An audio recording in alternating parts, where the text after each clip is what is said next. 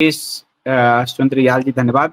जय श्री राम संदीप जी, हम क्या वास्तव में युद्ध जीते हैं या युद्ध के आगे को आगे बढ़ा दिया गया है? युद्ध तो हम जो भारत पाकिस्तान की पोजीशन थी उसमें भारत तो जीता है, लेकिन ये समझौते धंधे के लिए हुए हैं। इस समझौते को कुछ दिन में मैं डिकोड करूंगा, मुझे थोड़े और चीजें मैं तलाश कर रहा हूं, फिर आपको ओरिजिनल कारण बताऊंगा। लेकिन ये समझौते अमेरिका से ने कराए हैं, ये क्लियर है।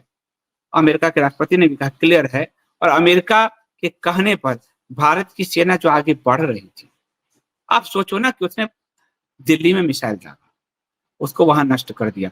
उस भारत के एयर डिफेंस सिस्टम के सामने वो चला ही नहीं। कई लोग बहुत सारे कहते हैं हमारे राफेल को मारे, इसको मारा, उसके मारा। वार रिपोर्टिंग का एक तरीका है जो लोगों को नहीं पता है। वार रिपोर्टिंग में आपको अपने राष्ट्र के साथ खड़े होना है, बस सीधी सी बात है। जबरदस्ती इराक पे जैविक हथियार कह के अमेरिका की पूरी मीडिया अमेरिका के साथ खड़ी रही। सद्दाम हुसैन के पास एक जैविक हथियार नहीं मिला, इराक साफ हो गया। इसलिए अपने राष्ट्र और अपनी सेना के साथ खड़ा होना, उसके साथ गद्दारी नहीं करना है।